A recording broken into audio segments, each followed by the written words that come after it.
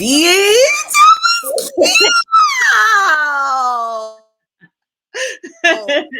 yo, We that official. was ooh, We I official. love that. It made me so happy. I was like, oh It my is good. Girl, I'm gonna grow up one day and learn how to edit. Y'all so good. I went to school for that, so that's See, y'all so good, girl. I don't even know how to speak. Girl, I already told you. I don't know if it's supposed to be photo or portrait, bitch. I'm just what the fuck. So yes, that's so good. Y'all see our new intro? We cute. We cute. We cute. Listen, you better give Candy her flowers. She did that. I'm just a passenger. I don't even know how to get angles right in a picture. So shout out to my co-host who does this like Okay. on the real. Shout out Like, again to our wonderful friend Vernell Anthony of Dillingham Films because he got us so much content for me to be able to yes. do it. So I was like overwhelmed with what am I going to do? Which ones and which which mark? Amazing. So Amazing. much to do this weekend, but I'm excited because that's my passion, so I enjoy it. So yeah. What's up, y'all? Welcome to If You Like It. I love it. I am your favorite candy lady, Miss I Candy, and I got my girl Karma Fox. Woo, woo, woo. We in the building. As y'all see, she in the penthouse. We're in the penthouse suite. We're in the building for hot topics today. Yes. Okay, so listen. We're recording it in advance, but we will be live typing with you when it premieres at 7:00 tonight. But my house is gonna be a little packed, so I'm not gonna be able to be focused like that. I can watch and type and talk smack with y'all, but I can't like film and record. So thank you, Karma, for being flexible. I appreciate Of you. course. It's the least I can do with you editing and shit. Least I can do is make room and help where I can. Yes. Okay. So praise report. Let's just let's start with our praise report because there are things to be excited about in life. What is something that you are being excited about and thanking the Lord? You know what? I'm going to just give him his flowers again and just want to give all the praise reports to allowing Burnell to have, been able to kind of see us and believe and advocate for us to have opportunities and checking in and just, he works with amazing people and it just goes to show it doesn't matter how many people watch, it matters who watches. And it only took one person to watch to be like, y'all got something. And I'm just extended, just internally grateful for all of the things that he does behind the camera and personally, and just sweet as can be. And shout out to his wife, that is as sweet as can be. I just love them together. Yes, thank you again, Vernell. We appreciate you and all you've done. We talked about this on Wednesday, but weekend was lit. It was full of just amazing opportunities. I interviewed Shirley Hello? Murdoch. Come on now. Shirley Come on, Murdoch, y'all. somebody. It's morning. Okay. Because that was not Kelly Price's song, y'all. That was not Kelly's song. It was not. The song. Girl, when I saw her like standing on the red carpet at the end, I was like, that's Shirley Murdoch. Like I had a whole fangirl moment. Like when I was holding the microphone to her, my hand was shaking. Girl, I had a whole moment. You know what? That is my fear. Like you see somebody and your ass shaking like goddamn meat and voices cracking. Hello. Like that is my fear of getting in front of somebody and just shake it. You hear me? That's exactly what happened. That's exactly what happened to me. I think I played it out pretty good. And she was so genuine that she was staring me in my eye and still just conversing with me, like regardless. You know what I'm saying? Because after I got through the initial jitters and I got my first question off, then it was like, all right, we talking. And she just held both my hands. She held one of my hands because the other hand was up. But then after I finished, she grabbed both my hands. But she held my hand and was just talking to me. Girl, I was like, this is a whole legend talking to me. Shirley Murdoch. Like, girl. Is she holding my hand with this voice that she has? Girl, I didn't know what to do. I did not know. That's such a manifestation of so many things to come.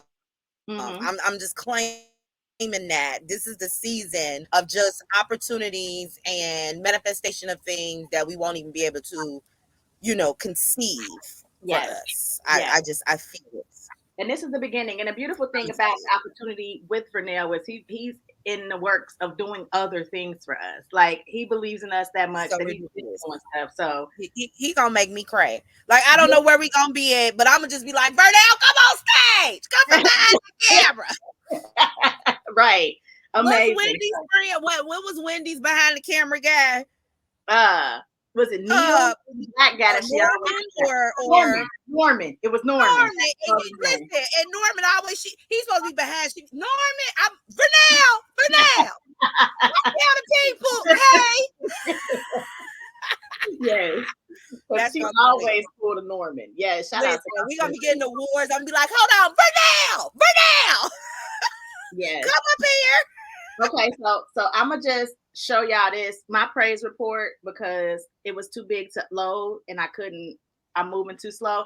But do y'all see this right here? Come on. Do y'all see this? I was so happy for you and your relationship. Look at him. To everybody that's prayed, man, and sent me messages, I cannot even begin to tell you. Do y'all see this? Like I ain't even gonna show y'all the whole thing. If y'all follow me on social media, y'all see I already know already. But my man. Girl, here.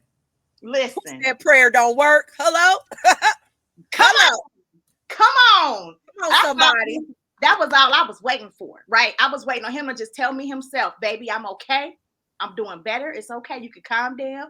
Your blood pressure can come down. It's okay, right? So I woke up, what was it? Was it Friday morning to that? And I was just like, girl, I start crying. And it's a shame because people be judging, people that's fans, right? They be judging you because you be really invested in this stuff. Like when celebrities pass away, we be having breakdowns crying and, like when they sick or whatever, like we be really invested. Like, and I was trying to check myself throughout the whole ordeal with Jamie, like trying to figure out, but I was really freaking out. Like it was like real to me. Listen, so when I got okay. Yes. I don't know why people do that. Like, people are inspired by people all the time. I'm sure people died with MLK and they didn't know who the hell he was neither. Like, I don't know why people think that, you still can't feel emotion just because you don't know the person. Niggas crying over Mufasa and he died and was a fake character and just tears running down your face when Bambi mama passed. So it's okay for people to, evoke that type of emotion when they have inspired or their art has impacted you in ways that change your life. Like that is okay. So you were fine to have your moment, and what God said was he was gonna be all right. Mm-hmm. And here he is. And here he was, girl. And here so he is. Jamie's okay, guys. Watch the movie? Did they clone Tyrone? Did you watch his new movie? I'm gonna watch it. I'm trying to watch it this weekend because everybody was talking. I mean, that's all I saw all weekend. Everybody was talking about they clone Tyrone. So yeah, so watch it because he's in it. So watch it for sure. You're gonna love it. It's a great movie for sure. Okay, he did it with that one. I'm definitely gonna watch that. So yeah, Jamie, guys, he made a video on his Instagram where he's thanking everybody. He finally spoke about his health issues. He said the reason that he hadn't been doing that because he ain't want nobody to see him like that. The tubes in him and whatever he was going through.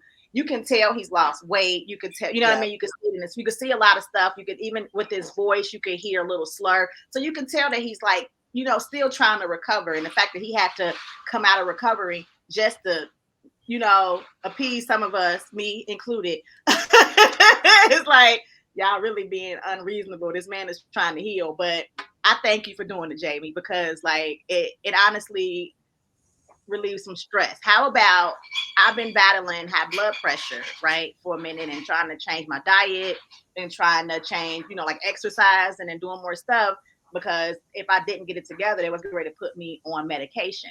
So I went Wednesday to my follow-up, my month follow-up, and my blood pressure was down 10 points. I said, see, Jamie, this was a part of it. Because y'all working on y'all health together as a couple should. Okay, we are. You're doing it together. That, I mean, it makes sense to me. So y'all are going to be progressing in y'all health together as you should, as the beautiful Black couple that you are.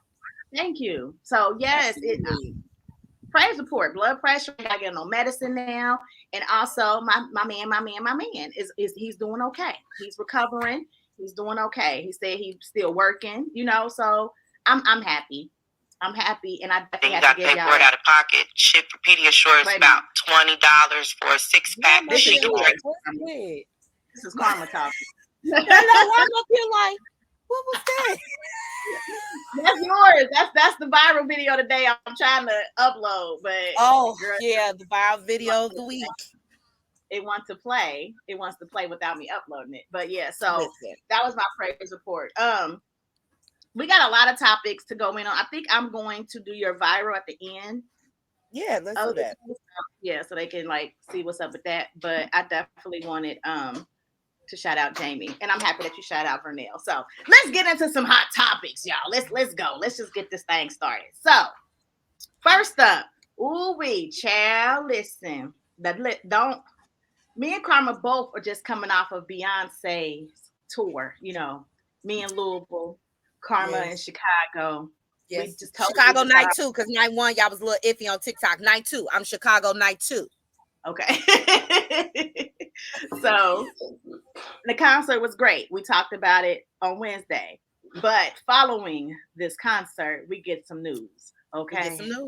We get some news that Mama Tina and second husband, Richard Lawson, are going to be getting a divorce. They said Tina filed, and she went down there and said neither one of them needs spousal support. I guess she wants to go back to Knowles. She wants to be Knowles. She said nobody's paying for nothing. We're going to go ahead and separate. He don't need nothing. I don't need nothing. It didn't work out. That's it. That's all. Let's get it going. Mm-hmm. And that's good. I think that's fair. I'm not mad about that at all. We'll see what his attorney says back. But yeah, that was her claim. Mm-hmm. Let's see if his attorney though asked for something. Now you saw the tea about Richard Lawson's likes on Twitter. I did see that. So Richard Lawson is a gentleman of a certain age group, and he was on Twitter, just strolling Twitter. Everybody don't be on Twitter like that, but he was strolling and liking stuff, and his likes were not private. So we are able to see the stuff that he likes. Like my stuff on Twitter, my likes ain't private. That made me be like, damn, let me go look and see. I know I don't like nothing like that, but what did I like that I need to go? Because apparently you're supposed to bookmark. Yeah. Okay. And y'all know I'm savvy, but I'm not super, super savvy. So I'm just kind of I just be liking shit. I don't know what's private, what's not, but them likes was something different. Check myself, honestly. So he actually I guess deactivated his page since then, because people were trying to figure out the stuff that he was liking, and they're saying it was adult entertainment type of films that he was liking. And at first they was making it seem as if the stuff that he was liking was extreme. But I spoke to someone that actually saw it, and they said it was just normal adult entertainment stuff. Yeah, I saw they had on Twitter, Black people, they done screenshot it, they done record it before he deleted it. Okay. So I ended up finding what it was, and I mean, it's typical stuff. It wasn't nothing super crazy. It was extremely graphic. And these likes were all the way back from April, and so he been liking stuff for a while. For at least a couple of months. So my question is that bad that he was liking that? Because it didn't bother me. I didn't care. Well, I will say this. I don't think the likes is why they got the divorce. I think there was probably more to them likes that probably happened. You think so? What she filed with Matthew? I think she filed the same thing. We don't reconcilable differences. She didn't say exactly why, but I kind of feel like right. and Right. I'm not saying this in a bad way, but I feel like when you are of a certain age, right, and you just set in your ways, you set in your ways. I feel like Mama Tina's kind of set in her ways. And I remember because everybody's making like this daggone Black Love clip of them is starting to circle again. I saw it when it actually aired. Like, and you know, all them couples is divorced now. Yeah, Tia. a lot of the couples are divorced, but a lot of them aren't too. Like, you know what I mean? The one, like, the thing is, they want to show the ones that's divorced, but a whole bunch of them still together. Like, let's not make it seem like they all divorced, but they want to highlight the ones that are getting divorced. Now, when I watched that episode of Black Love with Tina and Richard, I said that like, "Oh, she mean." Like, I remember saying that like, because he did not look like he liked her answer, and she kind of was rolling her eyes like, "Whatever," and I was like, "Oh." Like, but I didn't see anything wrong with the answer. See, what's his name? Tia husband had the same little thing. I didn't see nothing wrong with their answers though. So when she said he's not perfect, what's wrong with saying that? I mean, because you don't want to bring, especially if you're doing an interview about Black love, you do not want to bring this unrealistic romantic expectation like everything is good, right? You want to be open with people by saying, hey, this is not a perfect situation, right? So I didn't see anything in the comment itself with saying he's not perfect, but I tell you what, there was some shit that triggered him because they probably done had some arguments about whatever that is. You get what I mean? Yeah, just like with Tia and what was his name? Just her ex-husband Corey, right? It wasn't what he said, it was the tone and how he said it. You know what I'm saying? Because you can say something and it could be right, but how you say it can be the biggest difference. The way Tina has said, "You ain't perfect," roll her eyes was shady. It wasn't he's not perfect, but neither am I. You know what I'm saying? And we work together because we love each other, and no marriage is perfect. It wasn't that. It was he ain't perfect, and you ain't. That's what it was. I was getting vibes. Whatever the issues were probably back then too. Oh yeah, you know, too. it's just. I saw it then. Like when I heard they was getting divorced, I was like, okay, yeah. Like I mean, I wasn't when I heard Tia and Corey was. I was like, okay, yeah, because again, y'all showing us. Y'all ain't even on the camera acting. You giving us the body language. You giving us all of it. So as a person that was probably at the same time these people was having issues in our own marriage, I was like, yep. It was already booked for the love tour. Like, well, we got to go do it. Remember Melody and Martell when they did that cover for Uptown? They were already going through stuff. So, you know, this just kind of, you know, showed us that they were kind of already probably going through some things. I don't have an actual like analysis on their relationship, because one thing I just really admire about the Knowles family is their privacy. I don't have anything to go off of to say about anything, because everything will be speculation. They don't really do interviews about their business. They're very general, they're very private. So I can't tell you what happened, but I can tell you about them likes. I'm sure that was one of the conversations. I'm sure that was one of them conversations, because Tina ain't doing all that. She ain't busting it like that. I don't think Tina busting it like that. Right, and I'm not mad at him for like being interested in that. Like he still got needs, he still got desires. He's clicking and liking videos, not women. I can see if he was out here making babies like Matthew. If he watching porn and liking videos, I personally wouldn't care about that. But I mean, some people don't like that. Unless it's more to it. So like, let's say you liking videos and porn, and now you think I'm fit to be them porn whores in the thing. And I'm sorry, I shouldn't use whores because it's sex work, but I'm not.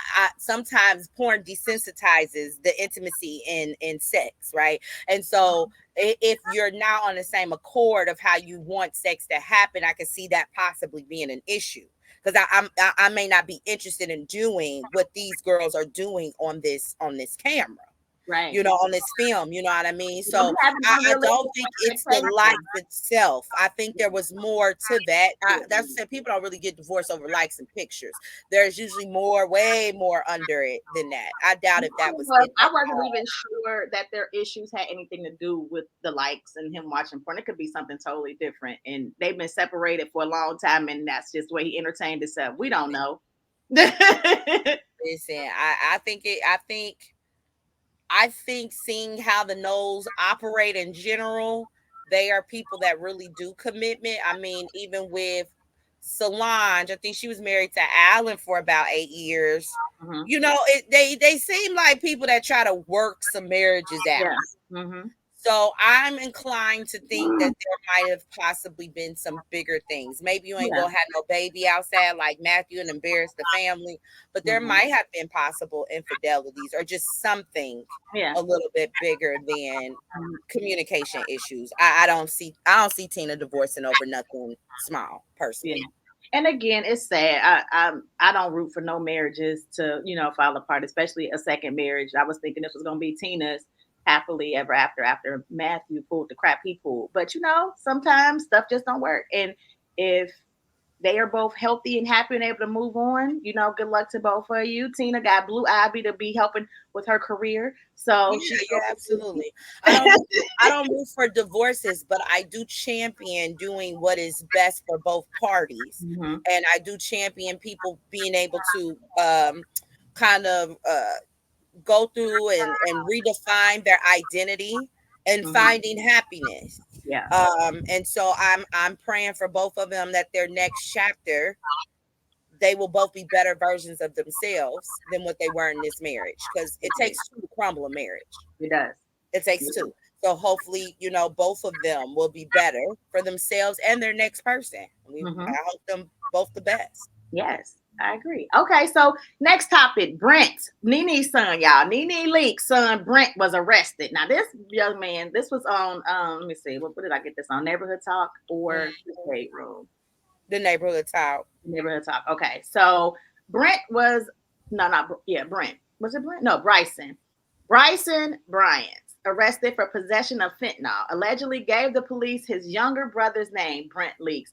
Okay, so woo, that's the part that really killed me right there. How you gonna get arrested to get your little brother's name, though? Why you get your brother's name? Who does that? Are you not your brother's keeper? That's your little brother. You the big brother. You're supposed to be looking out for your little brother. How you gonna get him his name? That's so shady. I keep saying sometimes I'm a gentle parent, but sometimes I be seeing things, and I promise y'all I'd have been on TMZ. I've been whooping my oldest ass. Yeah. You did what? That is wild. Like, I don't. Now that's the one that is not Greg's son, right? Right. Greg's son is Brent, the one that he gave that name. He gave Greg's son's name. What happened to his daddy? Did we? I don't know, because he's been raising Bryson since Bryson was like a little kid. A little kid. Like, I don't think on road we ever. At least I can't recall. Heard about his dad. We never heard about Bryson's dad. Nene said that Greg's been raising him since he was a kid. Little. Yeah. I don't know what to say. You know what? I just think as a parent, girl, listen, my prayers is with Nene Leakes, because there's nothing like your kid having hiccups, but then it being in the media, and the first thing they gonna do is attack your parenting. Right? Because you're the reason why your kid ended up making the decisions they made. I don't know what's going on with her son, but what is you doing? Like, do you need money? I don't understand. I don't get it. I don't know why you selling drugs. Is Nene broke? Could you not go get no money? Like, what is going on? So Nene did an interview with Carlos King, and Carlos did ask about it, and she said that Bryson has an addiction problem. She has had him in different rehabs that she's paid for several times, right? But he has not gotten over this addiction, right? So there's nothing she could do. And I agree with that. There's nothing she can do. There's absolutely nothing she can do. She has done her part. She has tried. When you have an addiction, it has to be something that you actually want to overcome on your own. And it is a constant battle. It is something that you never get over. You have to constantly fight the addiction. So now that makes even more sense. Oh yeah, definitely prayers out. Addiction ain't nothing to play with, and I don't want her to lose her baby to that. So definitely I'm giving Nene all the prayers and support, because that is a lot. I mean, she just lost Greg. Yeah. And he I saw another one. The next day, another thing came out where it said his oldest son is unable to afford an attorney. So he's getting a public defender. And that's probably Nene saying, I'm not paying for nothing else. And I'm not mad at her. I don't blame her. I don't blame her. Sometimes you have to let them fall to a rock bottom in order for them to pick themselves up to go to rehab. And he will be able to detox, in jail. And, hopefully the public defender can kind of recommend to the judge another rehab facility, and maybe he will, better comply with that. Not that's all we can do. But yeah, she's right. There's nothing more you can do. And then it was like one of his children's mother came out and tried to badmouth Nene because she said Nene has said in her interview that Bryson has 3 kids that she gets all the time, whatever. But I guess supposedly he has 2 more kids. I think he didn't say nothing about. I don't know if that's the case, but that's what the young lady is saying. And then she was making allegations about Nene, don't do this, do that. But Nene ain't supposed to. She ain't got to take care of you. I think people don't understand that a parent's job is to parent, right? Mm-hmm. He's grown at this point. She can love her son, be there for her son, and try to help her son, but he is no longer like an obligated responsibility. So that means if you get pregnant by him, you don't get clout and you don't get Nene's money because you got her son's baby. So no, but I think you can't ask the question, which is, you still are a grandparent, right? So what made you choose these 3 over these 2? It's honestly, Nene didn't comment on it, so I can't say what the reason is, but I feel like it's probably a lot of times people try to use people as come ups, as stepping stones to come up, right?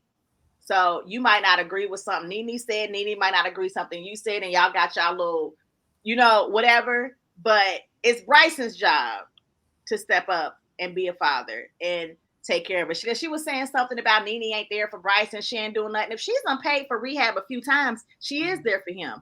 But it sounds like the mom might be the issue why she not picking it up. And I'm not saying this is a good thing, but I think having a human experience and being honest, especially if you are a grandparent or something of that nature, like if you are a possibly complicated person to work with, you're the mother or the father or whatever the dynamic may be, everybody don't have that type of patience. They don't have that type of patience. We was talking about that with Beyonce's, little brother and sister, and how they may reconcile at a different time because they may not want to deal with that type of dynamic. And it's unfortunate, but I already disagree with the baby mama using that way and that outlook and that type of way to discuss that. I'm not sure how that's going to. How does that help your kids? I don't know how that helps the relationship with the grandma by coming and doing the interview and trying to bash her. So that'd be my thing. Like, what are your intents with this? With giving you just want to expose grandma that she's not who we think she is. We've watched Nene. We know who Nene is. We know who Nene is. We watched the season of her being a caretaker. We know who Nene is. We've seen all facets of Nene. We know crazy Nene. We know sweet Nene. And we know cold-hearted Nene. We know all of those sides of Nene. And so there probably is some truth into what old girl is saying. But I'm telling you right now, you're not trying to, whatever you're trying to do with Nene, it's not going to work. Nene's fan base ain't going nowhere. At all. You can stop that BS. And I feel like what is the end goal? Is the end goal you want your kids to have a relationship with their grandmother, or are you trying to expose grandma? That's the only where I come from it. I don't really care about all of that, like, because I don't feel like Nene is obligated, right, to do something. I love my parents, and I realize I am 100% blessed to have the parents that I have. Especially my father, because my mom is a little, she's not as healthy, but my father, who is still live and kicking and moving and shaking and, whatever.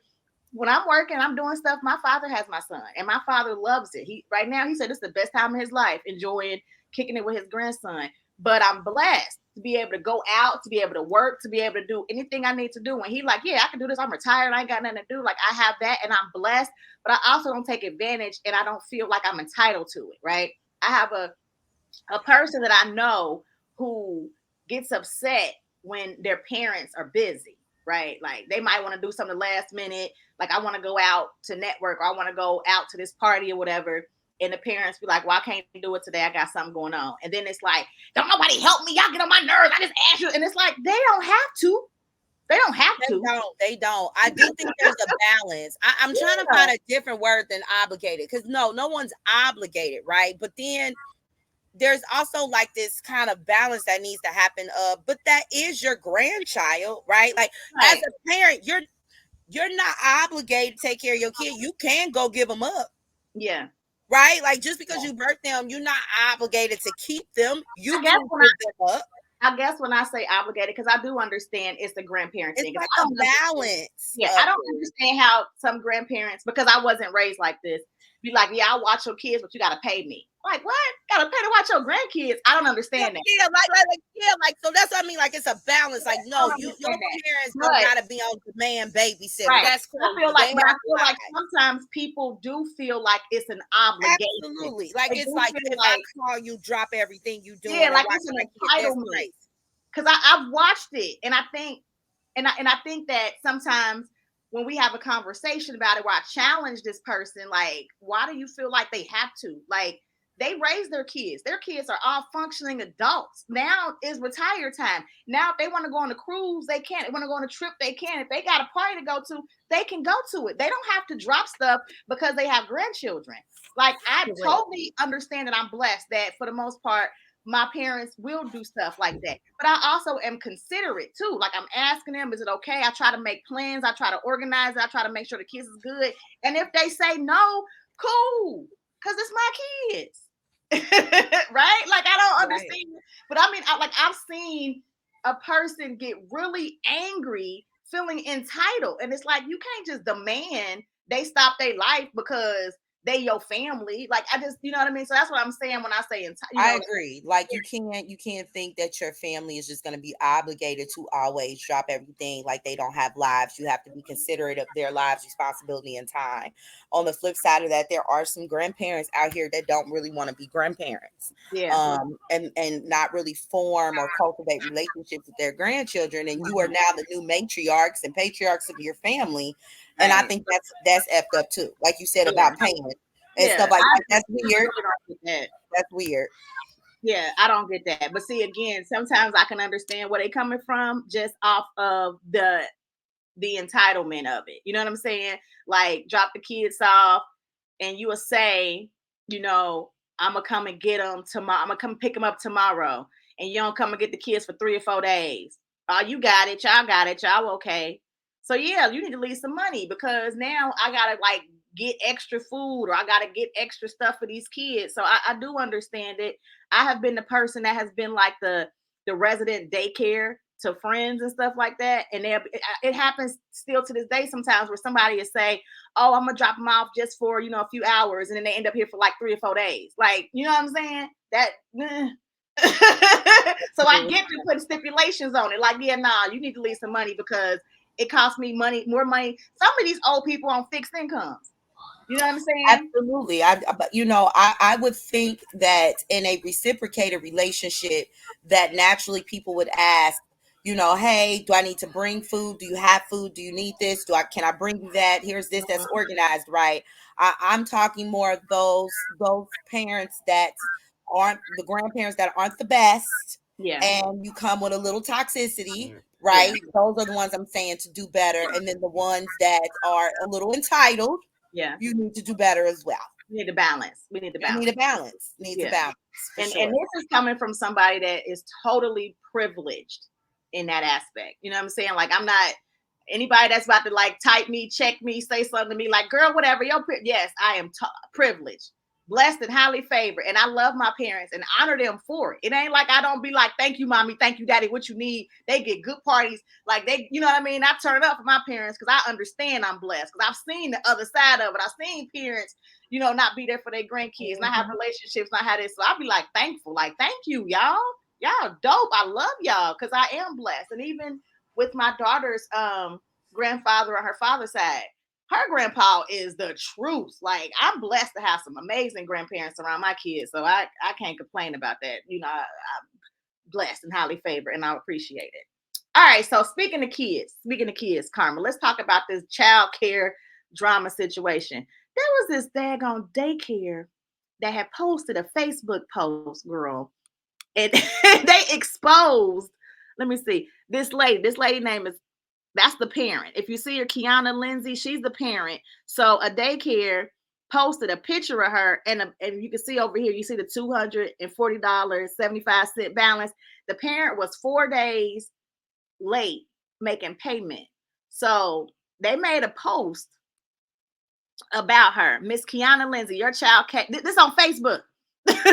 Your payment of 4 days is now past due. And it seems apparent that communications are being avoided on your end. Witnessing this form of behavior from you has been shocking and unexpected. She then goes on and talk about family and friends. Please let her know she needs to make this payment. And on Facebook, from the daycare's Facebook business page, Home Away from Home Child Care Services, LLC. She posted this and it went viral. So now people actually, was like investigating into the actual daycare, and it's some allegations that they had to like take the page down, and the actual daycare is being under investigation because a lady is on. I can't find them, girl. I went on my phone. They done disappeared. So the daycare allegedly was run in a home. A lady has Section 8 running daycare in her Section 8 housing. Ain't got no, like privileges and license and all this kind of stuff. But then she got on social media and made a whole post. Like, initially, I didn't even know about the Section 8 and not licensed and all that kind of stuff. I just came from a business standpoint. Like, you can't do that. Why would you do that? People be trying to be petty and it don't work all the time. It'll backfire. You can't. Now, Lord Jesus, I used $240, Karma, $240. And listen, I used to be a director of a daycare. Whew, child. And, when I had people that were behind on payments, I would have never, ever thought about posting their financial information like open in the center or on Facebook. It's the unprofessionalism. Yes. Like you thought she was gonna bully and embarrass her in order to pay. Because here's the thing: if you were licensed and you were receiving, if she had vouchers, you could have put a lien on her vouchers. So there could have been other ways you could have collected on your payment if you were really serious about that $240, right?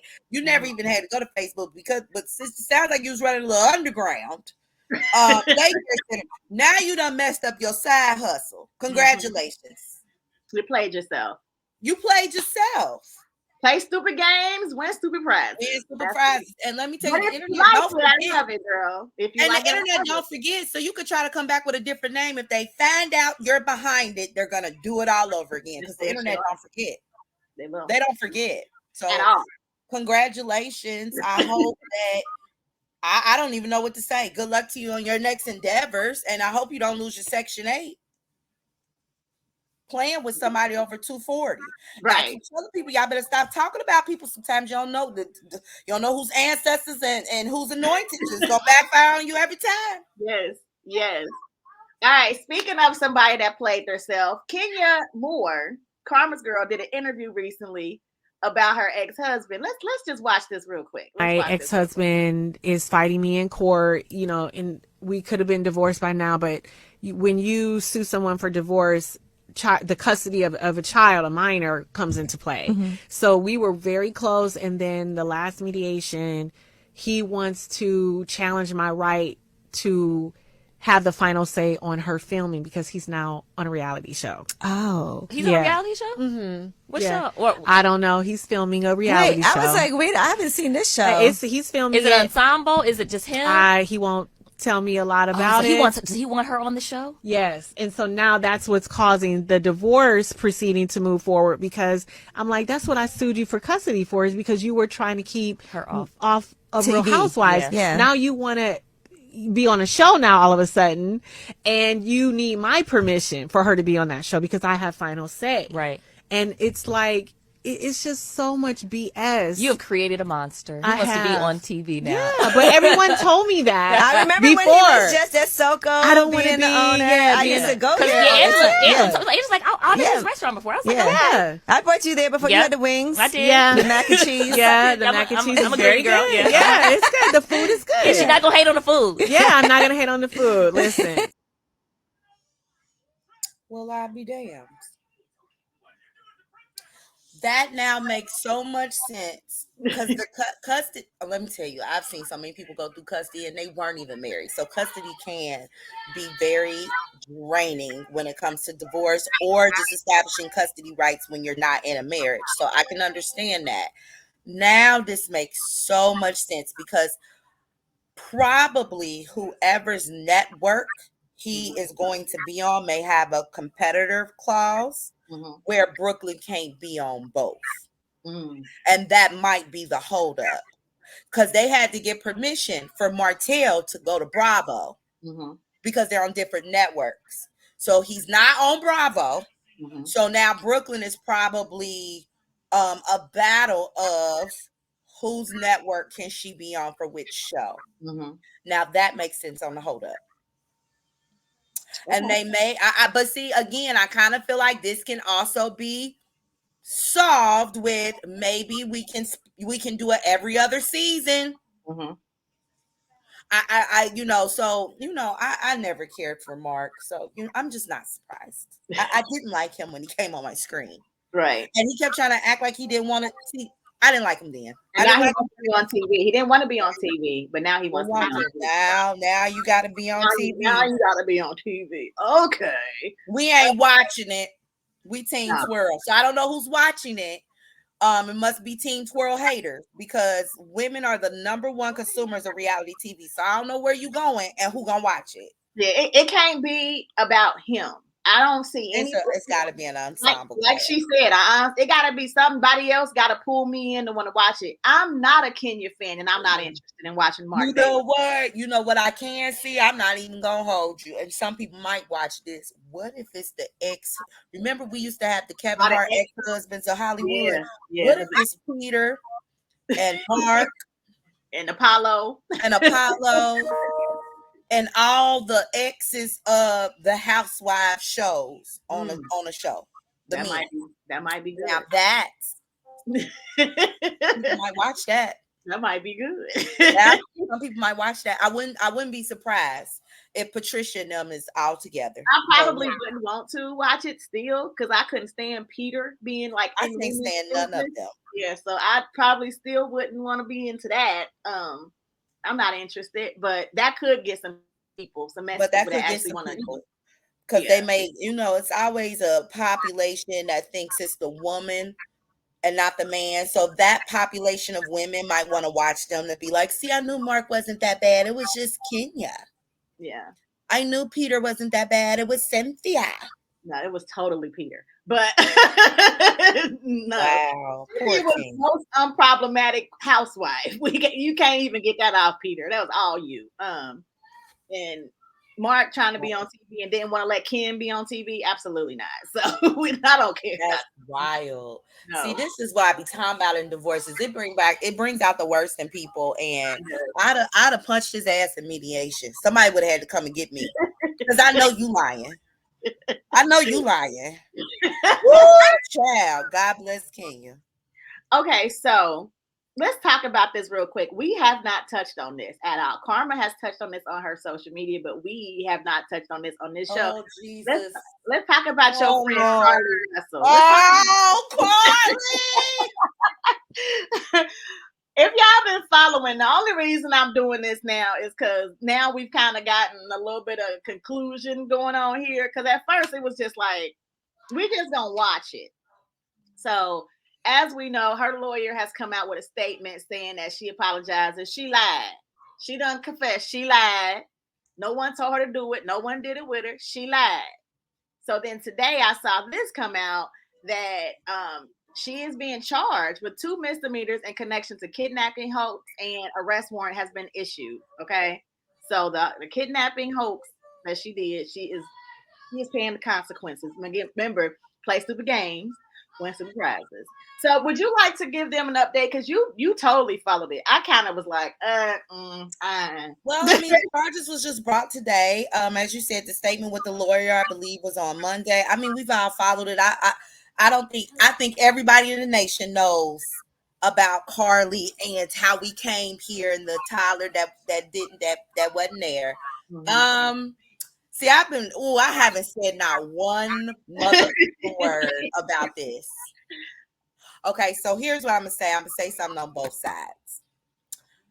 I think that Carly's case and disappearance, what I saw on the internet, there were some disturbing parts. I don't like that y'all have contingencies on thoughts and prayers. That shit pisses me off. If you were praying for Carly while she was missing, it sounds like she still needs prayer because this is a very extravagant lie.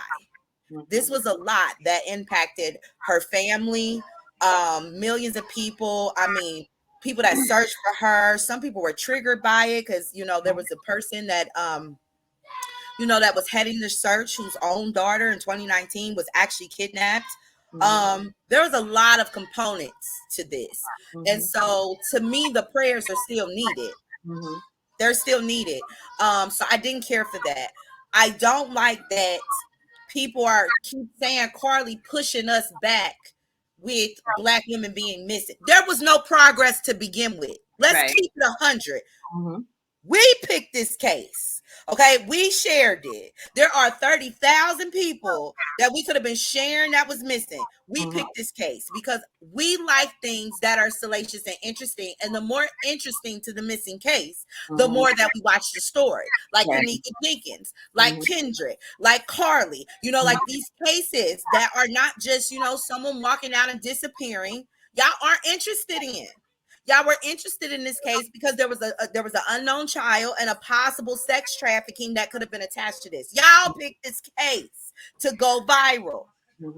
Shanquella, you think Shanquella, like, you think her story about, something happening to her overseas on the trip, like the only one? No. But because there was video and it was 5 friends, y'all picked these cases. Y'all like the drama that are attached to these cases more than you are attached to the actual people and families that are missing. Okay, so you got to keep it 100 with yourself. And there's not enough progress made for Carly to set us back. There is always a percentage that lies, just like with sexual assault. The percentage is small, but there's somebody that lies. There is still 90-some percentage of Black women that are missing. She didn't set shit back. Like, this is what they were supposed to do. They were supposed to look for her. This didn't set nothing back. The little other white girl from 2019, Sheree, Pompey, whatever, when she faked her kidnapping in 2016, they went and looked for her and she, came up and now she in jail. But they went and looked for her too. We ain't saying that about them. I'm tired of that. I did not like any of that response. Like, that response was too much for me. And I also I really want people to wait for facts. If there was a 1% chance that she had told the truth, the ones of you that lied would look ridiculous. So for me, I get irritated when people complain when consequences happen. As you see, she's being charged. Like, what else do y'all want? There's nothing else we can do. And I've been really, really, really quiet, if I'm going to be completely transparent. It's because from ages like 25 to about 38, for you that don't know, is a peak onset of schizophrenia and bipolar disorder. So I was not clear as even if she did lie, if there was a mental health component where she thought she saw the Tyler. So I wanted to wait. I agree with you. I was waiting too. I was waiting until we got more information. People wanted to jump on board and just instantly say she was lying, instantly say it was a plot because of her boyfriend. They're saying that now. I still don't know how that's a fact. I don't know how that's a fact. I don't know what she did. I don't know the why. And even now with them bringing charges, I still don't know. So why did she do it? Yeah, that's the thing. Like, why did she do it? People will take a speculation and run with it like it's facts, and that stresses me out so much because how do y'all know that? Who told you that? I don't know, but to me, and I still think she needs to be evaluated. I'm being dead assy. I know people, we talk about mental health, but y'all really don't know what mental health is. Let's be 100. There's people who are habitual liars, and then you're looking at people that lie to these grand scales, and there's something wrong with them. I don't know what's wrong, but it's something wrong. Just like you have stalkers that in their mind, this person loved them because they touched their hand, right? Like, and they build up all of these stories and things like that. So I don't know what's wrong with her, but something's wrong. You're right. With her to have done this shit, buying Cheez-Its and making up shit and stealing stuff. Like, something is wrong with you. And I don't know what it is. So even if it is her boyfriend, even if that speculation turns out to be true and you did all this for a ninja, there's something still wrong. It's just like them dudes where you want to break up and they say, I'm gonna kill myself. There's something wrong. You should not be taking that type of response. It's not a typical response to rejection. So however y'all want to slice it, to me, I ain't said too much because I think something really wrong with her. I do too. I agree with you. I do. I think something's wrong with her. Until I know the why, if I ever find out the why, it's like I really don't have much to say. Like I really don't have much to say. She's got no consequence. She's in charge. So that's what happens when you play stupid games. You win stupid prizes. So I don't know, but got consequences for her actions. I totally am with you with how people want to take their prayers back. Like again, Jamie Foxx was sick, and it was like, I'm taking my prayers back. Like, what is wrong with y'all? Because we playing pickleball and we didn't get an update. I should have gave this to Tina Turner. Like, that's crazy to me. That's crazy. Like, so you didn't want him to be healthy? Like, it's just so weird. People, I don't know. It's weird. So I personally think yourself. Let the genuine people that's actually praying pray. You know, like we can get rid of a lot of drama. Which maybe that's the problem. The wrong people be praying, messing up stuff. I don't know, but I will say this because black people funny, so I ain't gonna sit here and act like y'all ain't cracked me up with the Took and poster and just the creativity that y'all go through. I mean, we're funny. We make jokes about every single thing, so I wasn't surprised with the jokes. But I will say that the overall temperament not only showed me a lot about Carly, but also showed me a lot about y'all asses too. Yeah. That's the gag. Yeah. That's the gag. y'all expose yourself every time we get a hot topic. Yeah. The way y'all be be like, oh, okay. So yes, Carly did lie. Yes, there's some consequences. I personally think that there's still something wrong with that girl, and she's being charged. No, she ain't set nobody the fuck back. Stop making it. Why? I don't know why I keep thinking that one black person holds the weight of the entire black nation. Like no, you should still believe black women. She is a small percentage. That's crazy. One person. Statistically, she's a small percentage that lies. There's still an overwhelming source of data that shows and tells you that when somebody says a black woman is missing, to believe it. Mm-hmm. So, like I said, if she changed your mind, that says a lot more about you than it do with her crazy self. Wow. Well, all right. That's how I got. Speaking of somebody that has some other issues going on, y'all know our black mermaid, Haley Bailey. Y'all know her. Girl. Y'all know her, right? So this ain't even like hot topic no more because we ain't talking about it last week, but I still want to mention this to y'all. So that's why I ain't making it last. But her boyfriend, who is a rapper, his name is Daryl Dwayne Granberry Jr. He goes by DDG. Okay, he a rapper. I don't know his music, but he's a rapper. He wrote a new song that came out, right? Let me just show you, like, dang, I don't even have a picture of him and her. That's so messed up. Julie, why you ain't got a picture? The girl and her boyfriend. You got because we manifesting it. That's why. You got a picture of the boy that he jealous of, and not the actual boyfriend. I'm sorry. I'm gonna screenshot this and give y'all a picture of them because I feel like it's only it's necessary to show y'all her man because this is the man that's upset. Her ex. I'm fit to manifest it for her. Her ex.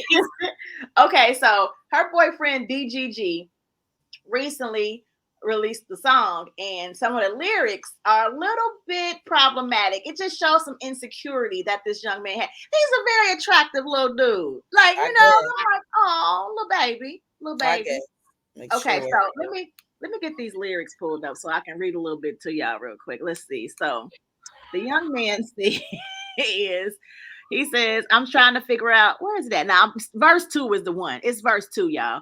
I've been so insecure that I be thinking you really effing ends you in movies with. But on the internet, I just be cooling it. But in my head, a nig really losing it. Gotta be playing good because you keep doing it. I gotta be paying good because you keep doing it. Might just tweet something to ruin it. I got a platform, I'm abusing it. It's a couple things about your job I want to know. Okay, so that's enough for me, right? The part that really stuck out to me was he said, I might just tweet something to ruin it. Yeah. Like, so you insecure that you've been thinking about messing up her bag, her money, her job, her reputation, and what she got going because you jealous that she in a movie. Y'all know she was the Little Mermaid. and she was in the movie with the little gentleman here. And they, they're kissing on the film. It's a real Disney movie. They ain't really even doing nothing. She wasn't getting banged out like her sister was in the Swarm. But she, the princess, she was Ariel. So, they be standing on a red carpet and they be holding hands. And that's something that he don't like. You standing up here holding his hand. And they, they the two leads of the actual movie. Now, Haley said in the interview that her and the guy said too that they've gained a nice friendship from working together, which sometimes happens. You can work with somebody and get a close friendship from it. What do you think about this young man saying he could ruin her career? Like, he's so jealous sometimes he want to ruin it. My prayer for Miss Hallie and all her greatness is that her next movie role, she get banged out. Like and I want that song that he just wrote to be playing in the background as her next co-host. Her out in the next movie. That is my prayer for her. I hope that I have absolutely nothing, but I want her to find her worth and leave. Like that man just said that he is so insecure that he will ruin your career if you can't. And Disney, it don't really take too much to get kicked off of there. Like, that is an opportunity of a lifetime. You're bigger than him and he can't handle that. He can't handle your weight of success. Honestly, I didn't know who this ninja was until you brought him on our screen. And so Keke Palmer's and Hallie, like, stop bringing us these men that we don't know until y'all, because what happens is that they can't really acclimate into your greatness because they haven't found the identity and they're not secure in their own.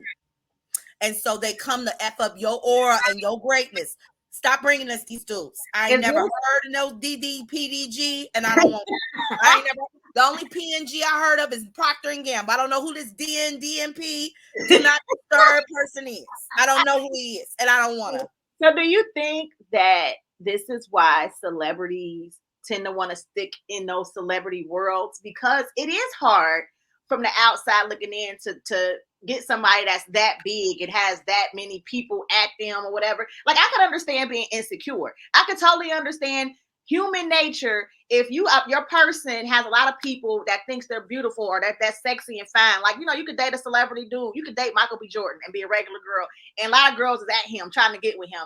That can help my insecurities, right? That can actually feed into my insecurities and it can make me very insecure. But to say I'm going to try to ruin you because of it is where I was like, bruh, I'm okay with you saying I feel a little insecure, but I'm not okay with you trying to sabotage her because of your insecurities. That's not okay. I don't think it matters, because according to my little brother, he's 20. He said D&D Do Not Disturb is already popular. He knew who he was. He said he do games or some bullshit and raps and some other stuff. So according to my little 20-year-old, they said that they know who he is. Okay. So he is a celebrity in his own right. So I don't think it matters whether it's industry or not. I think it matters on who that person is and if they're secure within themselves. I don't think everyone can handle a Beyonce. This is new to us though. Like, again, just this happening, Keke doing, her boyfriend coming out doing this, DGG coming out doing this. This is like new because celebrities been dating, like people forever. And I'm sure people been insecure, but ain't nobody like just been like boasting their chest about it. Like, it's just, I think that, social media is new. Yeah. And there was a time we didn't know what we didn't know. So I don't know if this is new issues. I think they're just being brought to the forefront. I don't know what, some of these other relationships look like because, again, they didn't broadcast. We didn't have that type of access to them in the 90s. But I am sure. Bobby Brown and Whitney Houston. Bobby Brown in his own right. But once he got Houston, once he got hold on, wasn't I jealous of Anime? Yes, he was. Listen, I would not be surprised if it happens. They're just now in the forefront where we can see them more. We can see how trash they are, and they saying something about it. They're saying things, and now we can see who these celebrities are. I don't think Bobby Brown would have got on the interview and said, "Yeah, I'm insecure about Whitney Houston." I want, like they just ain't gonna say it. Like, the fact that you saying it like it's okay, like you do know what it sounds like, right? Like, Well, no, they probably wouldn't have said insecure, right? They wouldn't have said that because I just think now we're in a different time where people want to say their feelings a little bit more than the older generation. But they didn't say insecure. They beat your ass. Right. They beat your ass. Yeah. You can't convince me that allegedly Janet Jackson's husband wasn't insecure. Oh. She came out wrapped up like a pig in a goddamn blanket. And he just was covered up, a whole billionaire, and you married whole billionaire, just wrapped, couldn't see nothing but her eyes. Just how would you marry a Janet Jackson if you can't handle it? Like, it just, you know, I get it. That's what I'm saying. That's what I'm saying. Like, I think there's always been some insecurities, and I think that some men get off of trying to take powerful women and making them submissive. Yeah. You know, the higher you are, if I can be in your front, you know, if I can kind of get into your light or dim your light, or you do things for me or be into my will, it's a flex for them. So I think, you know, when we look at people like Janet Jackson, yeah, we know she had a sexy career, but it's something about, I think some dudes are attracted to those types of women just to say that I got Janet Jackson to wear clothes if I said so. True. I can see that. All right. You get Irv Gotti. Still trying to fuck up Ashanti's career. Still. I ain't never seen nothing like it. Irv talk about her vagina every single interview chance he gets. Girl, I don't know what she did to that man. Because he was married. It's gold. She put it on him. It's gold. It's golden. I don't know what she done put on his. Nelly double back. It's golden. You go, girl, with the golden goose. You go. Literally, I forget Irv was married. The way that you keep fucking bringing up Ashanti. That is ridiculous. I forget like he was separated, but technically I think, okay, anyway. However you want to slice this shit, I forget you had a whole wife the way that you continuously bring up Ashanti for decades now about Ashanti. So I think there's always been insecure men. I think men has always tried to fuck them or do something to manipulate or bring them down. I don't care what nobody say. I think Cassidy looks so good and free now that she not under Diddy. She looks So amazing. I think this shit has been going on. Yeah, I agree. I'm with you. It's been going on. Okay, so let's talk about something that's stupid, and then 2 more topics after that. So 3 more topics. Here we go. Did you hear about this, Karma? The Florida State Board of Education approved new standard for how Black history is taught in public schools. What they saying? I ain't even gonna read it because I don't feel like it's a long. Let me tell y'all the tea. Y'all know Florida been fucking up, right? Yes. DeSantis has been fucking Florida up. First, he put in the Immigration Act, so everybody done left the state. You know, then he enacted like a law about in schools where we can't discuss like any forms of sexuality, trans and things are out. He beefing with Disney. They are not getting any tourism down there in some of the highest peaks. People are losing money and jobs down there because they're boycotting the state of Florida. And he said, for a little razzle dazzle, we gonna start saying that there was benefits to slavery for Black people. And we're going to put that in the history books. He also has eliminated diversity and inclusion. And so no jobs can teach about it, which also have brought into the forefront of conversations HBCUs and whether Africana studies would be able to be majors, because he's saying they won't get federal funding because that breaks the federal. Girl, he been up here running amok and he trying to run for president. So basically he's telling the girls that Black people benefited from slavery because we learned sharecropping. And what I have already told my oldest daughter is if that ever hits your textbook, you look your teacher dead in the eye and said, so why didn't white people want to do it? Why didn't they want to benefit from that in the same ways? So you better listen. Yeah, Vice President even had a little bit to say about it. Just yesterday in the state of Florida, they decided middle school students will be taught that enslaved people benefited from slavery. They insult us in an attempt to gaslight us, and we will not stand for it.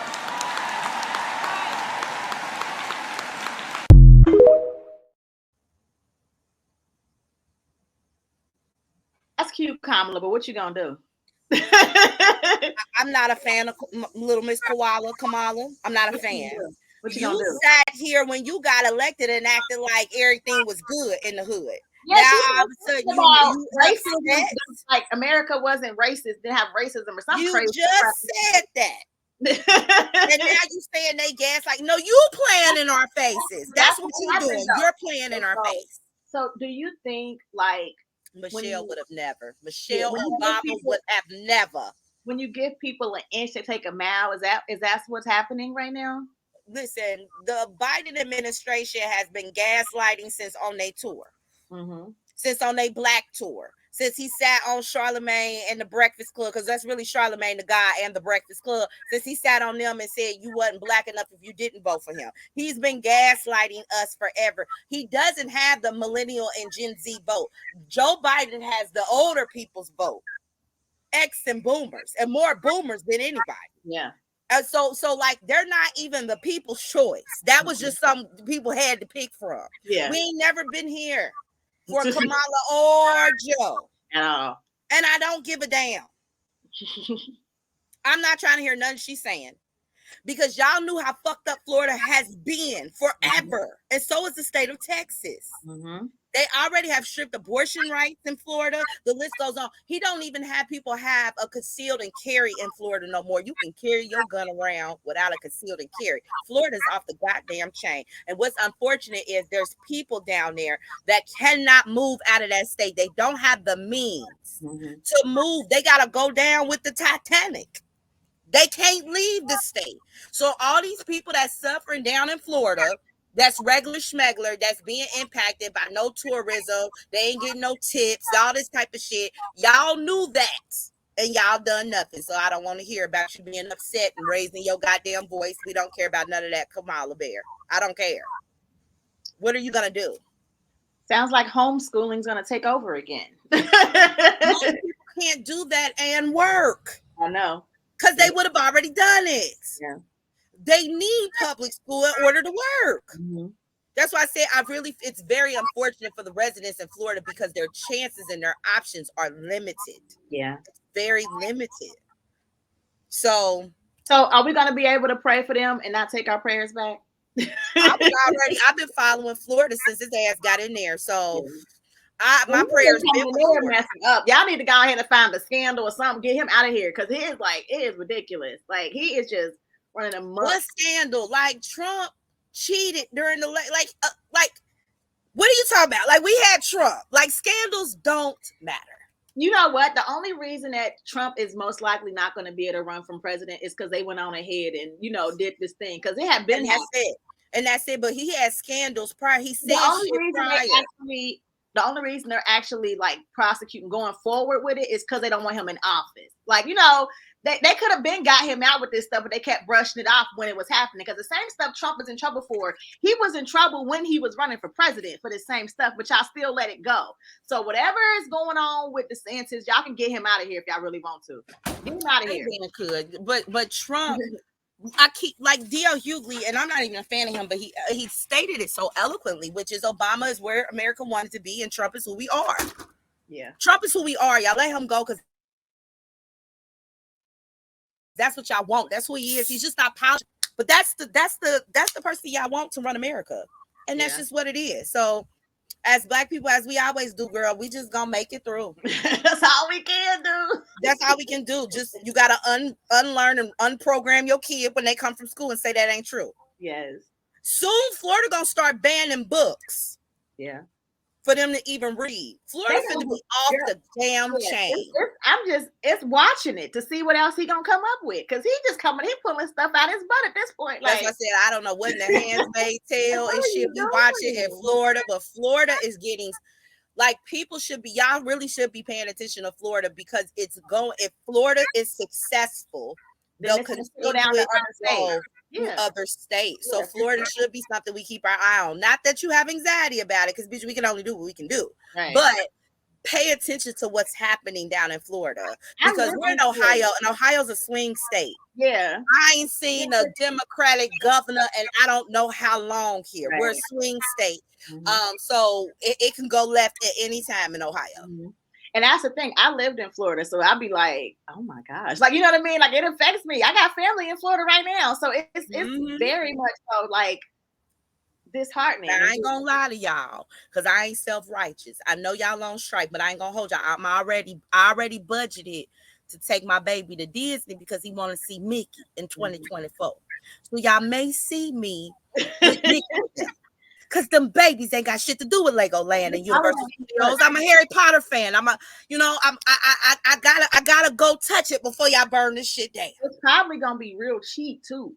Exactly. So I ain't gonna hold y'all. Listen, I'm not the marcher. I'm not the marcher. I'm the person that gives the information. I am gonna go with my Hufflepuff. I'm going to Universal. I am gonna do just a little bit, and then I'm gonna come back home and look.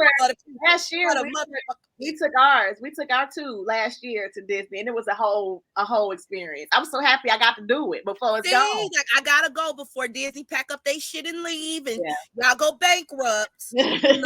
My baby loves Mickey. That's his favorite character. We got it all around the house, 20,000 of them, and so I am planning for him to go see Mickey, and then the second day we're going to Universal, and the third day we're going to Legoland. We just gonna split. We just gonna hit it all up. And so y'all might see me in Florida, and I don't want y'all to think I'm a hypocrite, because I'm telling you right now I am. I'm going, and then I'm coming back, and I'm back to this. I'm back to the front line. I'm not mad at you, because it was a whole experience for me. My baby got his whole life. My baby his favorite is Goofy. He got to meet Goofy, Max, Mickey, Minnie, Donald, Daisy, Chip, Dave. He got to dance with him all. Like, he had a whole experience. Now was Woody and them down there? Because when I went, I was 12 and I saw Woody. Yeah, they're there. A couple of others. So are they still characters that are out? Parks. It depends on which park you go to. But yeah, Toy Story is there. Now, when I went when I was 12, and no, I ain't gonna tell you how many years ago it was, because it's none of your business. But when I was 12 and went, and I saw Woody, one of the little kids, I'll never forget, yelled, "Here comes Andy," and he fell out like he was, like he fell out. I gotta know if they still in character. I gotta know if I can see Woody and yell, "Andy's coming," is he gonna fall and be like, "Oh my God, I would lose my whole childhood man." You probably would, but because they do be in character, and it's really they cute. Be in character, and I want to yell out, "Andy's coming," and I want to see if Woody and Buzz will fall to the ground. It's a whole, and the thing is, when you're an adult, okay, life is stressful enough, right? Going to Disney World for my family was just a whole we got to take all of that and just put it on the shelf for a second. And I just need to be a kid with my kids. Got to watch my kids experience it. It was so dope. We want to do it again. Was Sherry there? Do they have Wakanda? Is they? We didn't see that. I didn't come across that. I was wondering where the Marvel universe is, since Disney owned them. Like, where are they at? I don't know. We didn't run into Wakanda. So nobody sees Spider-Man. Nobody's gonna go. Nobody sees him. Not the one I went to. I didn't go to Epcot. I went to every park except for Epcot, so I'm not sure what's at Epcot. But I went to. Well, I was 12 when I went to Epcot, and it was boring as shit. But I was a kid then, so Epcot ain't had shit. That's why I didn't want to go, because I had, I had a tween and a toddler, and I didn't want to do that. That wasn't for kids. No, Epcot is more of an adult thing. Yeah. Like when we went, the only person I saw in character was Mulan. Okay. Yeah, Mulan was at Epcot.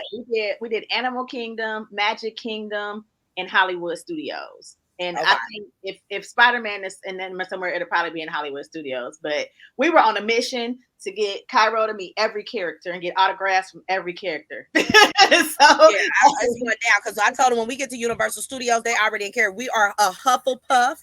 And when we go on this journey here, we're going to get our wands. We're going to go back over the books, and we're watching the movies. Once again, I need everyone in. Girl, my wedding was Harry Potter themed, right? So for my bachelorette party, we were supposed to go to Orlando so I can go to Universal. And it ended up being a hurricane the year I got married, when we had booked our Airbnb and everything. So I got married, and then I did my bachelorette trip afterwards, but we still went. Me and my best friend Brandon, we went to Universal. Girl, you like walking in it. It's amazing. I gotta go. I need to see the dragon. I need to. Girl, you can't tell me nothing. I might leave my kids. So expensive, right? So I was like being cheap, but it was like people that paid for the wands, and they just so nice in Harry Potter world. They was like, "Here, use my wand. You can do it. I mean, it was so fun. I had a good time. I got my whole life. Let me tell you, Brandon's in the roller coaster. So I was just so happy that he was graceful with me, because I know he was like, dang, I want to go to Transformer. I want to go to them. I'm like, but I don't want to leave. You know? That's my pit stop. They don't know we're going, because from my childhood, I need to go and be in my Hufflepuff gear, and I need to have my whole life. I have some butterbeer, some real butterbeer. Girl, it was amazing. I cannot wait. It was amazing. Okay. All right. I'm sorry, y'all. We got off topic. So, that was just listen, I want to talk to y'all about relationships, right? I want to talk to y'all about relationships real quick, because this came across my feed on TikTok and it really hurt my feelings. So I'm going to play this, and then I'm going to just get Karma's, like, I'm going to speak with her a little bit about it, and then we'll go to our last topic, which is the viral video of the day. So check this out. So I just left the restaurant after waiting 30 minutes for a date to show up, and apparently I got stood up. I don't know what to say. Like, I'm trying to do everything right to be a gentleman. I brought flowers. I've been consistent talking with this girl for 2 weeks, trying to get to know what she likes, what she doesn't like. I made plans. I picked the restaurant, the day, and the time.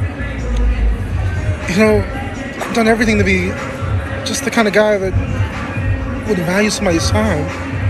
Like, I'm just looking for my person. I'm just looking for the one that, I guess, is out there for me. I mean, I want to be somebody's husband someday, father. I'm trying to do everything that's right, and I just get stood up. Like, my feelings didn't even matter. Sitting there eating a meal by myself and realizing that nobody even cares about people anymore. Like, alien dating shouldn't even be this hard. It shouldn't be this hard to find somebody. It shouldn't be this difficult to fall in love, to be kind to one another. Like, what? Ladies, tell me, what did I do wrong?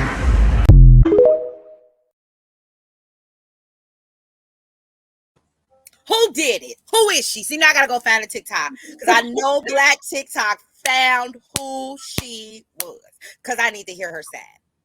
Because why would you do that?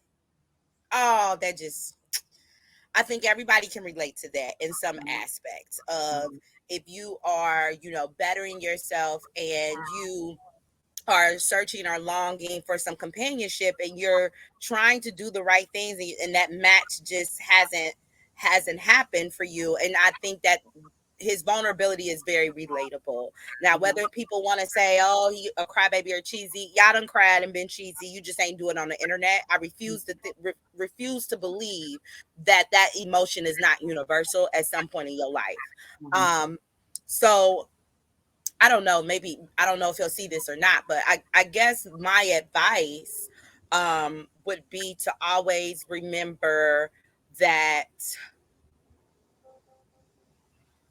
stay a hold of your identity and start to think about, I think to navigate rejection, at least this is something I learned a while ago in therapy, is to be happy even if you are forever single.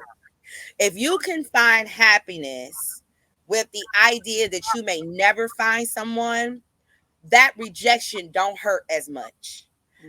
I think that sometimes we still find some form of happiness or validation externally, and I want to feel complete and whole with this other person. But if you set your mindset of whether or not this person comes or not, I'm still the shit, and I'm still gonna enjoy this meal by myself because I've dated myself and I love having a meal by myself, that rejection won't make you think that there's something wrong with you. And a lot of times, sometimes this rejection comes as a mirror to show you what you still need to work on. And for me, what I'm hearing from him is what I think he needs to work on is being happy and full and confident with you and what you do, and not letting nothing external rock who the fuck you are. I like that. You get what I mean? Yes. Now, at this point, a motherfucker call me a fat ass, broke ass, whatever bitch. I would never talk to you. That don't rock nothing over here. But at one point, it would have. A couple years ago, it would have. It would have made me feel insecure. Would have made me. But now I'm in a space where whether I find somebody or not, it makes me no different. And that's the type of happiness you got to try and reach internally first before you can ever give that or find that externally. Now, I like that Karma gave that advice to that young man, because I'm going to go on a different angle. So I got this book, right? Come on now. And this book is called Woman to Woman, 10 Ways We Sabotage Relationships. It's on Amazon. Get it right now. Go on, go get it. Go over there, Google it, get it. I'm going to talk to ladies for a second, okay? Because I'm sick of this shit. This is what I'm sick of. We sit and we have these conversations. I know, because I'm in so many different girl chats and girl groups where we talk about dating and what happens with me, and my personal friend group of girl chat, my work group of girl chat, like the girl groups that I'm in on Facebook and on Instagram. And you know what I mean? We're constantly talking about dating. We see these red pill podcast men constantly dogging us out, saying what we don't bring to the table, what we need to do, what we can't do, how we got to do this, how we can't do that, right? And ain't no good men. Men ain't gonna court us no more. They don't want to take us out no more. I need to be dated. I need this and I need that. But then when it is a nice guy that wants to show interest in you, you treat them like they're trash, right? So then when the consequence is he get bitter, right? So yeah, okay, maybe you don't like the way the man look. Maybe you want some, you know what I mean, superficial stuff, and y'all like, well, his swag wasn't, he wasn't this, he wasn't that. Cool, you seen his pictures, you've been talking to him for 2 weeks. If he ain't your type, say that and move away. Don't stand this man up. Don't have him come make the effort and then leave him and like something's wrong with him. Okay, because then when you create a monster and you got a future, then it's a problem. Like, we really got to do better with treating people decent, because that was just messed up. That was really messed up. And it hurt my feelings to see him sitting there, be vulnerable, on the verge of tears, right? And I think maybe part of it is my son being on a spectrum and having to go out in the dating world and some girl treating him like that, right? That really pissed me off. So do better. Seriously, do better. Because the dating pool, as somebody that's like entering into it, right? Like tiptoeing my ass out in this shit, is already like crazy. I'm seeing the videos, I'm seeing the posts, I'm seeing the comments about dating apps and how people date and what they saying and how the guys is treating them. You got a nice guy that actually made an effort to find out what you like for 2 weeks, plan a date, got you flowers, chose a dinner, the stuff that we say we want, and you like ghost him. No explanation, nothing. You know what I mean? Like that's not okay. That's just not okay. It's not okay to treat people like that. So my advice is to be better people. Be better communicators. If that's not your type, that's not your type. That's fine. You can have a preference. That's fine. But he's a human. He deserves to be treated decent. That was just really messed up. And it really triggered me that somebody would do that to that man. I was pissed. Go find him. I gotta go follow him. I followed him because then they was I gotta go follow him, because now I'm rooting for him to find. I like I said, I want him to do some more work on himself first, and then I want to be on the internet throwing my rice when he show us the picture of the woman that is destined for him. So I gotta go find Stink and follow him. But yeah, I'll send it to you because I followed him. Yeah, because I want to follow him on his journey. And I'm what was that comment section looking like? Were they supportive? Yeah, they were very supportive. They were very supportive of him. But Kendra G shared it on her Instagram. So I went to go find him on TikTok. Because she had said, like, I'm not sure if it's a skit. So I went to his page. Because even if it wasn't a skit, that stuff really does happen. And I know what happens because I have a friend. But we got into it once because we were talking about something and she was saying how she think Russell Wilson is lame.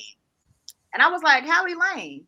And she was like, I mean, he just like, he like lame. And I was like, well, how is he lame? What are you talking about?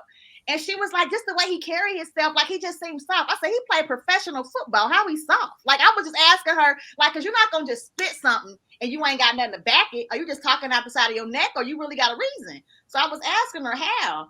I was like, what's lame about him? What? That he not cheating on women? That he got married? He take care of his kids? Like he ain't in no scandals? What's lame? What do you see? Because you sit here and you complain to me about your situation with your child's father ain't there and he talked to you crazy and this, that, and the other. But this man over here who actually respects his woman, that's lame. That's lame. That's what you gonna go for? So yeah, like we as women sometimes need to check ourselves for real. Like you say you want a good guy, but then he lame. Like, you know what I mean? I don't understand that. I will also say this when it comes to the dating pool that I try, and I'm not perfect. I still got to catch myself, but I try not to discuss the dating pool as being negative. Like, I know I've said the dating pool is shit, but going through therapy every Tuesday from 10 to 11 that I keep telling y'all I go to, I do realize more and more of myself that the dating pool is just the pool of people that I am attracted to is the reflection of the things I still need to work on.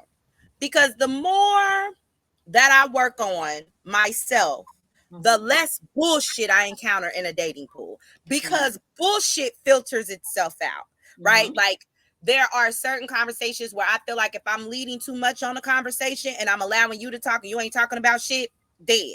It's not getting as far anymore. So I would just say that as advice is, if you feel like you stepping down the dating pool and it's bullshit, maybe take some self-reflection and take a step back and just ask yourself, am I asking the right questions? Is my preferences really needing to be my preferences, or do I need to change some of my standards? You know, like, really evaluate, because again, you might be filtering out the bullshit, because if you're a good person, there has to be another good person on the same opposite spectrum. It's filtering through it to get to where you want to meet at. You know what I'm saying? So I don't know if it's bullshit. I think the people that's out there, it's somebody for everybody. It just ain't for you. Right. But and I guess just my only advice is to be nice people. You know what I'm saying? Just be decent. Be decent people. And you ain't gotta you know what also irks me, and then we can move on. Y'all can also stop overly screen sharing and screenshotting everything. Shit. Like, every time a dude slide in your DM, you can stop telling us. You know, every time. I mean, like, one or two was cool, it was funny, but now it seems like it's everywhere. Y'all got to keep telling us what these men bios. Okay, if it's a preference that you are not, and you don't qualify, you don't fit that, you don't like that, just move on. Right. Move on. You know, if it's not a safety issue or something you want to alert the public to, like I saw on TikTok, somebody profile, a white guy, said that one day he would like to be a serial killer, but he was joking. No, baby, we gonna go ahead and post that. We gonna flag that. For face goddamn value. Right. But other than that, if you don't like the way a dude, you know, come at you or whatever, we don't have to go to the point of embarrassment for people. Right. You just don't. You could just say you good and leave it at that.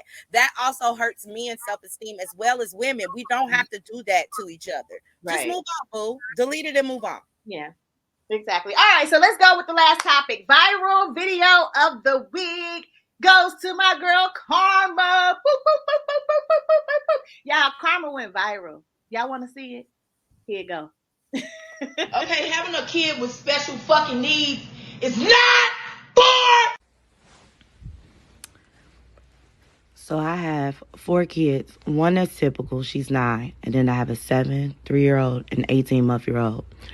The 7-year-old is autistic. When he couldn't talk and we couldn't figure out what was wrong with him, he used to slap the shit out of me, like super hard, in order to get my attention. He used to run around, eat rocks. He had pica. You see rocks and window seals and all types of shit. My 3-year-old, right, she has some type of food aversions or something, but she's eating her own feces. Not only does she eat it, she smears it around the walls and different things like that. And that can happen maybe 2-3 times a day that I have to clean that stuff up and re-put things in the wash machine. And then at my 18-month-year-old, she has a food aversion as well. She can't even eat regular food. She has to eat Pediasure. WIC only covers so much. Then you got to pay for it out of pocket. Shit for Pediasure is about $20 for a 6-pack. She can drink up to 6 bottles a day. So 1 pack lasts 1 fucking day. So then I have to figure out the difference of the cost for that. So I try to get the insurance, see if they'll pay for the difference. And that prior auth has been reviewed now for a good 2 weeks. So I'm paying out of pocket. So we're out of the WIC. So that's $20 times 7 until it gets reinstated on August 1st. And then you got to figure out how you're going to get them to occupational therapy, speech therapy, and physical therapy. Because with autism kids, the more therapy they have, the better their trajectory is. access to being able to find some forms of independence, depending on where they fall on the fucking spectrum. Well, now you got to find a job that's going to allow you to do it, because the insurance doesn't take your kids to therapy. They may offer you transportation, but you still got to figure out how to take their ass to therapy. Now, I just said I got 3 kids that's got special needs, so each of them got 3 therapies apiece. So 3 times what? It's 9 therapies a week. And then on top of that, once you find a job, then you might have to take the pay cut with inflation and things going on like that. You still make too much money to get some fucking food stamps, but you ain't got enough money to make your fucking mortgage. Bitch, it's a struggle. It's a whole fucking struggle. It ain't for the weak. She fucking right about that.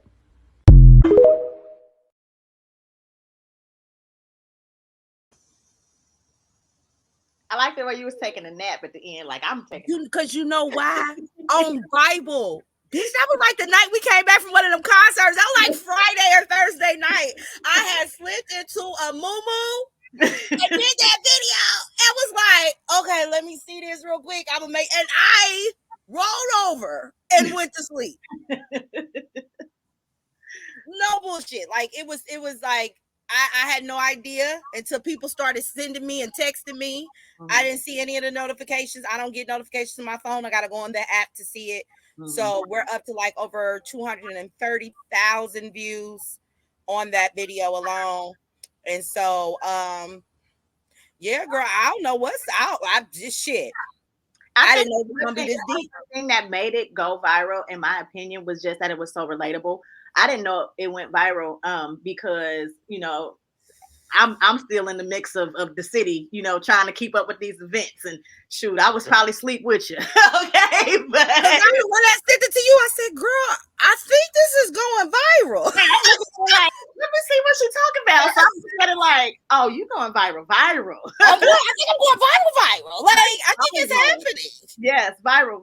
So I was like, okay, this is dope. So and then the thing, like watching it, I was like, oh, like, you know what I mean? Because instantly I could relate to it. So it's like, I think that's the thing. It was very relatable. And for some of us, it humbled us too, right? Like for me, it was a big humbling experience seeing that, because I know what you go through, but to hear the details and all that kind of stuff, I'm like, well, shit, like I got one. And I'm over here. Listen, I have so many Facebook friends that I've been friends with on the internet that don't know me in real life though. Like we'll always comment, and they were like, I still had no fucking idea. Yeah. Like I could not tell. I had no idea. You know, even people who I used to work with was like, they may have knew I had autistic children, but they didn't know like some of the no fucking idea. So I guess for me, I just was like, you know, I saw the original video. Please go to Sony's original video. And, you know, she had to turn her comments off because she was yelling because her son had opened up a pack of 40-ounce water, like the little waters, you know, because he doesn't want to drink his own backwash. He kept opening up water, and then he broke his flip-flops. And so she kept yelling, I'm having a moment. Oh my God, I'm having a moment. And so people were, you shouldn't be yelling like that, like tearing her up in them comments. I really did that in support of her because y'all have no fucking idea the replacements we have to do in order for our kids to meet their needs. Like it's just a different world. Sit the fuck back. This is not a judgment situation, you know, and I want to say again, I'm just thankful for all of the people who had sent me their stories and told me what they was going through. And I just want people to know they not by themselves. They're not. It is a lot. And it's okay to have those moments, because I definitely understand, girl. I didn't think nothing of it when she was yelling in the phone, to be honest. I went to watch hers too, and I was like, I get it. Like I get it. I totally get the frustration. Because then you feel bad. Like, then you hard on yourself because you like, I'm and I'm tripping, and you know what I mean? Like my baby is having a hard time and I can't deal with it right. And am I a good mom? Like it's a lot that goes into it. It's a lot, girl. I have locked myself in a bathroom and cried before because it was so much going on. It is. So when she had that moment, I understood. Now I've been doing it for a little while. So I understand. Shower time is my cry time. Like, let me just go. Yeah, let me have everybody has them moments, honey. And she just showed us on the internet. And I just wanted her to not people be acting like they ain't had them moments before. Yeah. Her showing that had you show us something else, and probably somebody else would just show somebody else people that we're not crazy and it's okay. You know what I'm saying? Because again, you do have those moments. So shout out to Karma for going viral. We're still picking up. So make sure everybody goes over there and follow Karma on her TikTok. Oh, I'm gonna say this one last time. I do not want no GoFundMe's or Cash Apps. I done pinned it. There's still a comment. There's comments on top of comments and inboxes on top of inboxes. I love y'all dearly to my soul. But just like y'all wanted y'all look GoFundMe back for Carly, we have a sense of giving with entitlement. I'm gonna just keep it 100. Y'all know me. I don't have time to be sugarcoating certain shit. Y'all give with entitlement and contingencies. When y'all give a GoFundMe, y'all want updates on that little $5. Y'all want to see it. Y'all want them to keep posting things. That's not going to happen for me. I'm going to post when I want to post. And please believe, while people thought I was up here like about to jump off a roof, I had just came from 3 concerts in Chicago. I know where I'm at. I have chosen every day intentionally to be happy and work through my circumstances and find ways of joy, even if that means a payment plan on a light bill. We still going to Chicago. I have figured out ways so that I'm not in a feeling like all I can do is work, responsibility. That's how you get into depression. I still find ways to make sure I have fun and have things that are for me. And so I don't need your GoFundMe's. What I need, if anything, for y'all to do is I need branding deals to make this affordable for everybody. Yes. If you guys really want to do something, reach out to Candi and tag Candi and let Candi interview Karma. Yes, like I don't want that. The GoFundMe's, y'all don't understand. GoFundMe's is cute for situational. Somebody passed away and you need a GoFundMe that fixes the issue. You can't pay for something, cheerleading clothes that fixes the issue. What we're talking about is a structural issue. GoFundMe will not fix it. It'll fix it for that month, maybe even 2. But then what happens after that? And why is it so difficult? Why is there so much red tape? That's the stuff I want to eliminate for millions of other mothers that are dealing with it. I don't want a GoFundMe. I want y'all to at Kroger and at Walmart and at Aldi's and Publix, because they also have off-brand Pediasure, Comforts, and Kroger brands. Maybe they can give us a discount if you got a state Medicaid card. Yeah, something. 20% off. Like, who knows? But they're billion-dollar companies, and I'm sure they can find it in their budget. I don't want y'all hard-working money, and y'all never get it. You better buy a notebook or tag a person, but you're not buying me for $5. You're not gonna ask me for updates on my goddamn kids, and I want a kid reveal and all that. Y'all not asking me for all of that. I feel you. For $5 goddamn dollars. No, ma'am. They sure will. Yeah. Girl, be up here talking about we want to see what they look like when I'm ready. Because you heard $5. So make sure if you also want to support Karma, you guys can go over to her Amazon store and get a journal. That's one thing you can do. And that's what you should have said. If you guys want to support me, why don't y'all buy some journals? Why don't y'all support my business and get y'all some journals? Okay, that's what y'all can do. It's in the description below. If you want to support my girl Karma, they're beautiful. Back to school is coming up, so make sure you guys support and you get these beautiful journals. Also, Karma, another praise report is today, right before we got on and start doing this show, I got a phone call. They finally got my son scheduled for his occupational therapy. So look at that. Look at God, girl. So we getting started. I was like, ooh, what, huh? So listen, just buckle up, be patient, and like I tell everybody that starts on the journey, you can only do what the fuck you can do. And have grace and patience, because you won't be able to do everything, and that's gonna be okay. Okay. Well, thank you guys so much for supporting the show. We will be back on Wednesday. We are reviewing the Housewives of Atlanta. We still haven't did the poll thingy. I gotta figure it out. I'm gonna try to figure out this weekend. I really tried. I did a poll. It just wouldn't post. It was weird. So I gotta figure out how to do it so we can get some shows, some options. I might just make a post and say, do you guys? And just ask them to put it in there, and we'll just scroll and try to see what the majorty of it is. Maybe we'll just do that. Yeah, do it like that and see. But we are doing, Housewives, but Huntsville is on break. So we need another show. So let us know in the comments or DM us. Let us know some show options so we can figure out what to do. All right, guys. Thank you so much. Have a beautiful weekend, and we'll talk to y'all later. Bye.